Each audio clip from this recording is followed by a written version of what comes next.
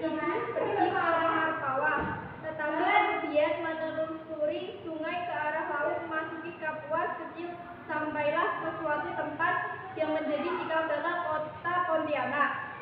Atas perannya tersebut, Syarif Idrus dibayar masyarakat setempat sebagai pemimpinnya dan bergelar Syarif Idrus Ibn Abdurrahman al-Aidrus. Beberapa waktu kemudian, ia memindahkan pusat pemerintahannya dengan membuat benteng atau ubud dari tumbuhan kayu. Itu sebabnya Syarif Idrus Ibn Abdurrahman al-Aidrus kemudian dikenal sebagai Raja Kubu.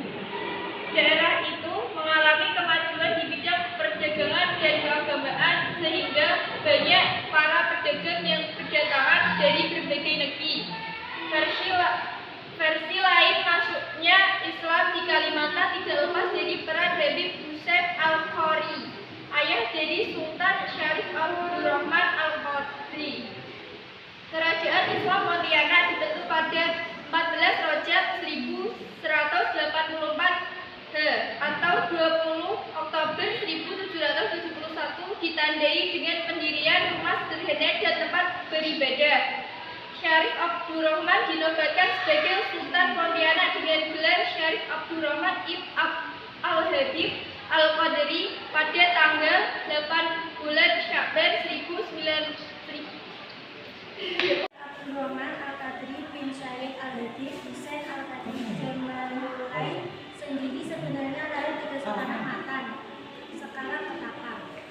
Sementara Kesultanan Matan terletak di bagian ujung selatan wilayah Kalimantan Barat.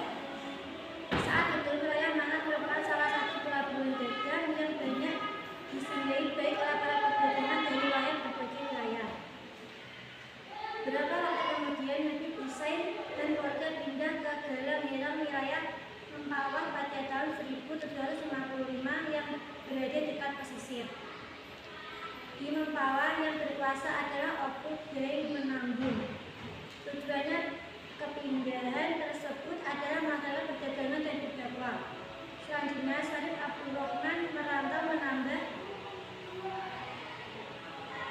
pengetahuan. Ketika kembali ke Mempawah ternyata ayahnya telah meninggal. Syarif Abdurrahman kemudian mencari tempat baru untuk bermukim sesuai cita-cita ayahnya hingga akhirnya membentuk Kesultanan Pontianak yang terletak di ujung delta Sungai Kapuas dan Sungai Landak. Kehadiran kerajaan yang bercorak Islam membawa pengaruh yang besar terhadap perkembangan agama Islam di Pontianak. Kesultanan Pontianak menyebabkan Islam memiliki pemeluk mayoritas di sekitarnya, seperti di Kampung Bencil, di Kampung Kapur, Kampung Banjar Serasan, dan Kampung Saiful. Pemerintahan Syarif Abdurrahman bin Habib Hussein Al-Qadri kemudian digantikan oleh Syarif Qasim bin Abdurrahman Al-Qadri pada tahun 1808 sampai 1828.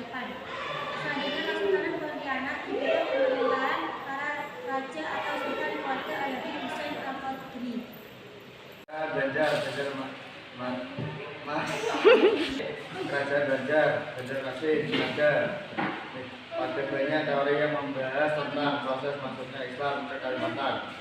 Salah satunya menyatakan bahwa Islam masuk ke Kalimantan pada sekitar abad ke-15.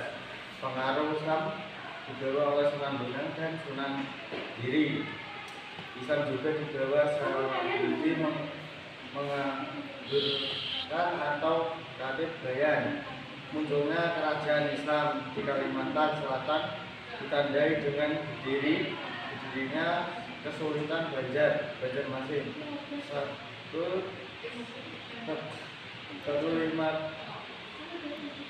di Kalimantan Selatan sejak abad ke-12.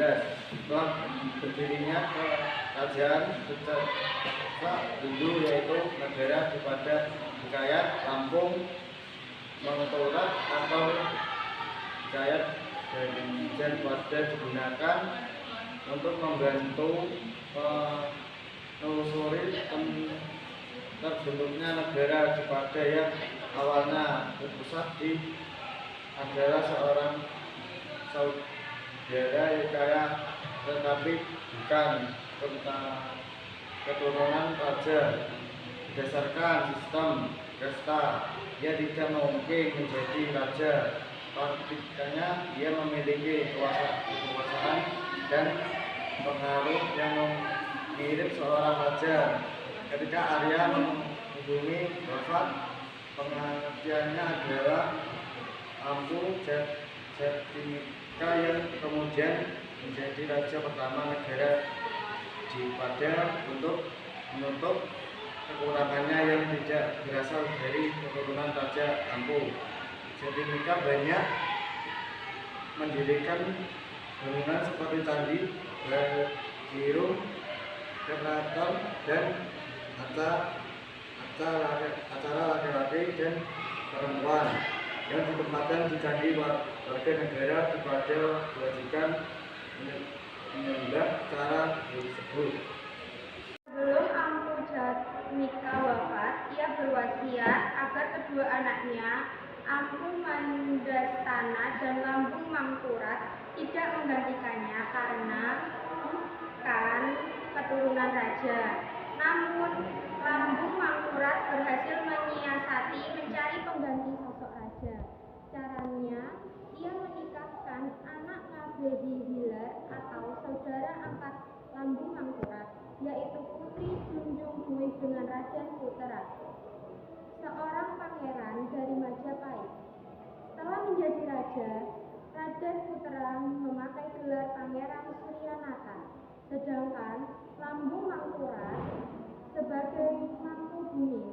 Dari mereka berdualah yang kemudian menurunkan raja-raja di negara Dipa, negara Daha, dan Kesultanan Banjar. Pada masa pemerintahan Raden Sari, Kaburungan pusat pemerintahan dipindahkan dari Candi Agung Amuntai ke Muara Ulang. Alasannya untuk menghindari bencana sebab ibu kota lama telah kehilangan tuan. Selain memindahkan pusat pemerintahan, nama kerajaan negara Dipa juga diubah menjadi Kerajaan Negara Daha. Menjelang masuknya Islam di Kalimantan Selatan, muncul konflik perebutan tahta negara Daha.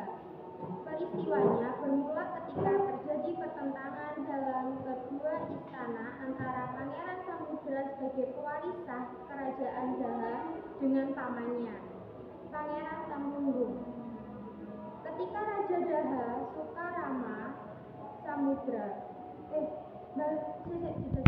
Raja Sukarama meninggal, kerajaan diusung oleh putra tertuanya, Pangeran Mangkubumi. Ia kemudian dibunuh oleh penguasa istana atas hasutan Pangeran Temenggung. Akhirnya Pangeran Temenggung menjadi Raja Daha. Sementara itu Pangeran Samudra atas nasihat Mangkubumi Arya Dragana menyingkir dari istana untuk menghindari upaya pembunuhan. Ia menyingkir ke wilayah Muara Bariko. Dalam hikayat Bajra disebutkan bahwa Pangeran Samudra berhasil menyusut kekuatan dan mengirim utusan tentang bantuan militer pada Sultan Demak. Sultan Trenggana, penguasa Demak saat itu, intinya bersedia membantu agar Raden Banjar dan semua pimpinan mau membunuh Aurangzeb apabila menangani. Jika cerita Pangeran Samudra memperoleh kemenangan, Raden atau Pangeran Samudra segera memberikan janjinya. Ia diislamkan oleh wakil penghulu Demak, Patih Dayan pada 24 Desember 1526 Masehi. Setelah masuk Islam, ia memakai gelar Sultan Suryajah. Gelar lainnya adalah Penembahan atau Turunan Batu Buka. Dia Raja Banjar pertama yang masuk Islam. Sejak itu